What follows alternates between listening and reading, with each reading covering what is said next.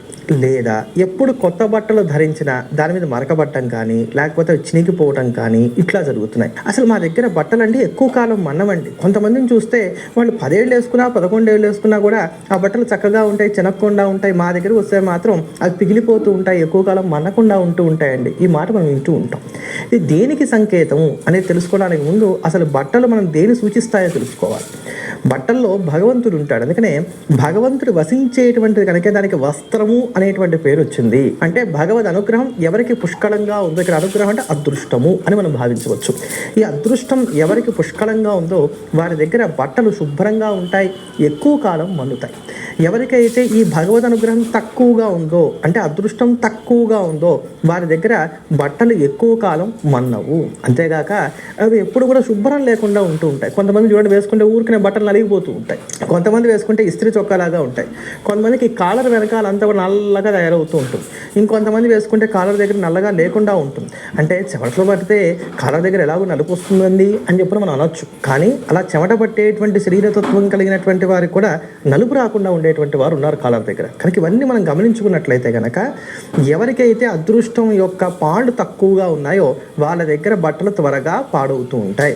అదృష్టం పుష్కలంగా ఉన్నటువంటి వారి దగ్గర బట్టలు ఎక్కువ కాలం మన్నికని కలిగి ఉంటాయని చెప్పని మనం తెలుసుకోవాలి. దీన్ని బట్టి అదృష్ట దురదృష్టాలు మనకి ఎలా ఉన్నాయో తెలుస్తుంది కనుక దానికి తగ్గట్టుగా మన జీవన విధానాన్ని మన ప్రయత్నాన్ని మార్చుకోవడానికి మరింత ముందుకు తీసుకెళ్ళడానికి ప్రయత్నాలు చేసినట్లయితే చక్కటి ఫలితాన్ని మనం పొందగలుగుతాం. అందుకని ప్రకృతిని ఎప్పుడూ గమనిస్తూ ఉండాలి, మన చుట్టుపక్కల ఉండేటువంటి వాటిని మనం అబ్జర్వ్ చేస్తూ ఉండాలి. అప్పుడు ఆ సంకేతాలు పట్టుకొని మనల్ని మనం సరిదిద్దుకోవడానికి అవకాశాన్ని మనమే సృష్టించుకోగలుగుతాం. చిన్న విరామం తర్వాత ధనుసు రాశిలో జన్మించిన వారి స్వభావం ఎలా ఉంటుంది, వారికి అదృష్టాన్ని ఇచ్చే వారాలు రంగుల గురించి తెలుసుకుందాం. సింహరాశిలో ఉన్నటువంటి స్త్రీ పురుషులకు ఆర్థిక విషయాలు అనుకూలంగా ఉన్నాయి. అప్పులు తీర్చడానికి కానీ చేసే ప్రయత్నాలు కూడా కలిసి వస్తాయి. లోన్ల కోసం ప్రయత్నాలు చేసేటువంటి వారు కూడా అనుకూలమైనటువంటి రోజుగా చెప్పుకోవచ్చు. నూతన ఉద్యోగ ప్రయత్నాలు మరింత ముమ్మరం చేస్తారని చెప్పుకోవాలి. వివాహాది శుభకార్య ప్రయత్నాలు చర్చలు సానుకూలపడతాయి. బంధుమిత్రులతో కలిసి ఆనందంగా కాలక్షేపం చేస్తారు. మొత్తం మీద మానసిక శారీరక ప్రశాంతత కూడా లభిస్తుంది. ఈ రోజు మీరు ధరించకూడని రంగు బూడిద రంగు. పాటించవలసిన పరిహారం కాలభైరవాష్టకాన్ని పాటించడం. కన్యారాశిలో ఉన్నటువంటి స్త్రీ పురుషులు ఈరోజు విపరీతంగా ఆలోచిస్తారు. త్వరగా ఒక నిర్ణయానికి రావడం అనేది కష్టంగా ఉంటుందని చెప్పుకోవాలి. ఆర్థికంగా ఆరోగ్యపరంగా సానుకూలమైనటువంటి స్థితిగతులు ఏర్పడుతున్నాయి. శత్రువులకు మీరంటే ఏమిటో రుచి చూపించగలుగుతారు. ఏమైనప్పటికీ వివాదం లేకుండా ఈరోజు గడవడానికి అవకాశాలు కొంచెం తక్కువగా ఉన్నాయి. ఆధ్యాత్మిక సామాజిక కార్యక్రమాల్లో పాలు పంచుకుంటారు, ప్రయాణాలు చేస్తారు, లేదా ప్రయాణాలు రూపొందించుకోవడానికి అవకాశాలు ఏర్పడుతున్నాయి. ఈరోజు ఉదయం కన్నా మధ్యాహ్నం కన్నా సాయంత్రంలో చక్కగా యోగాలు పెరుగుతూ వెళ్తున్నాయి. మంచి సమయం, దీన్ని సద్వినియోగం చేసుకోండి. ఈరోజు మీరు ధరించకూడని రంగు వంకాయ రంగు. పాటించవలసిన పరిహారం విష్ణు సహస్రనామ స్తోత్రాన్ని పారాయణ చేయటం. తులారాశిలో ఉన్నటువంటి స్త్రీ పురుషులకు ఇంచుమించుగా ఈ రోజు ఉన్నటువంటి కాలం అంతా సాఫీగా సాగిపోతోంది.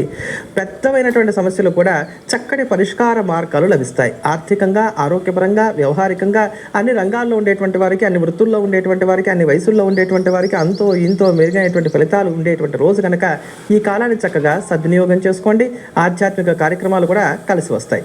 ఈ రోజు మీరు ధరించకూడని రంగు తెలుపు రంగు. పాటించవలసిన పరిహారం సుబ్రహ్మణ్యాష్టకాన్ని పాటించడం.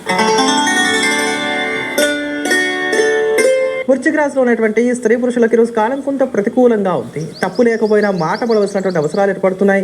ఊహించినటువంటి వృధా ఖర్చులు ఉంటాయి. ఆర్థిక ఒత్తిళ్లు పెరగడానికి అవకాశాలు ఏర్పడుతున్నాయి. ఇలా ప్రతి అంశంలోనూ కూడా కొంచెం చికాకులు అనేటువంటి ఉన్నటువంటి కారణం చేత రోజువారీ పనులకు పరిమితం అవ్వటం, ఎదుటివారు ఏమన్నా సరే మిమ్మల్ని ఇబ్బంది పెట్టేటువంటి ప్రయత్నం చేసినా సర్దుకుపోయేటువంటి ధోరణిలో ముందుకు సాగినట్లయితే మంచి ఫలితాలను అందుకోగలుగుతారు.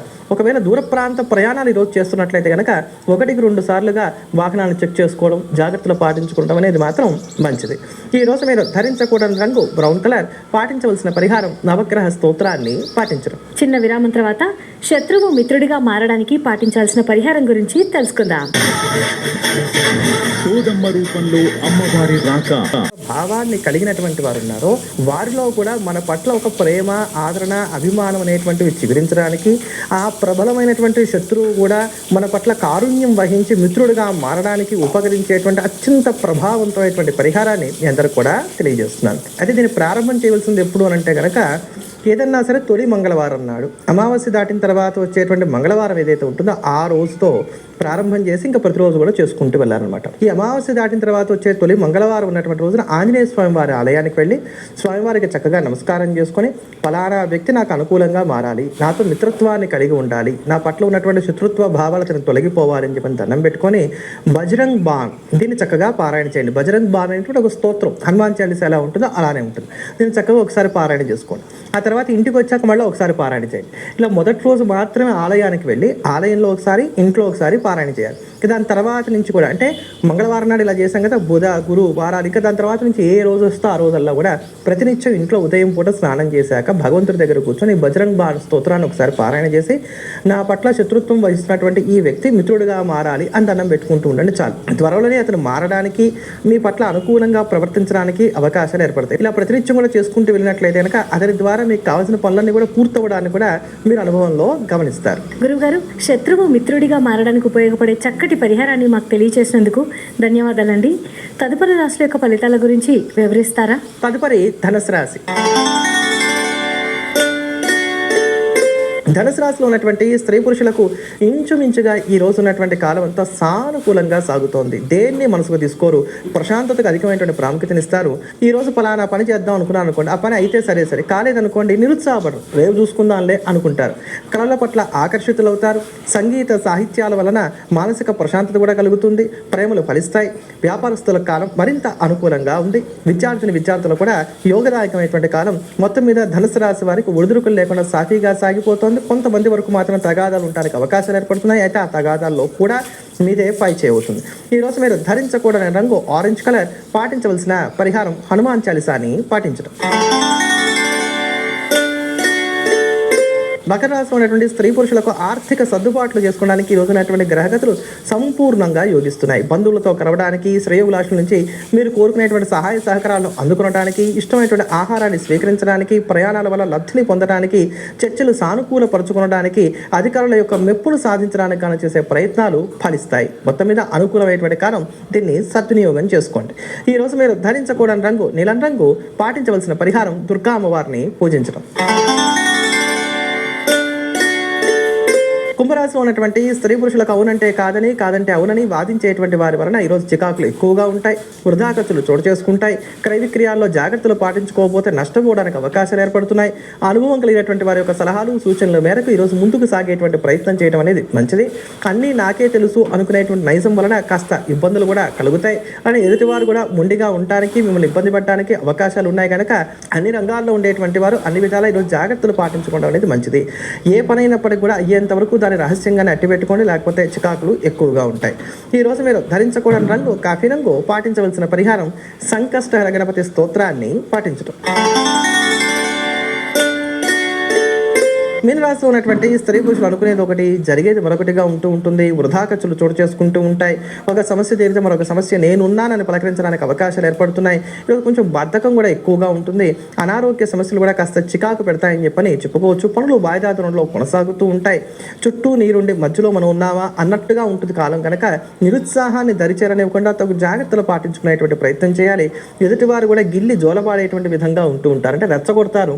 మనం మాత్రం జాగ్రత్తగా ఉండేటువంటి ప్రయత్నం చేయకపోతే ఇబ్బంది పడడానికి అవకాశాలు ఏర్పడుతున్నాయి. తప్పవు అనుకునేటువంటి పనులు తప్ప మిగతా వాటన్నిటిని కూడా ఈరోజు అయినంత వరకు వాయిదా ధోరణిలో తీసుకెళ్ళడం అనేది మంచిది.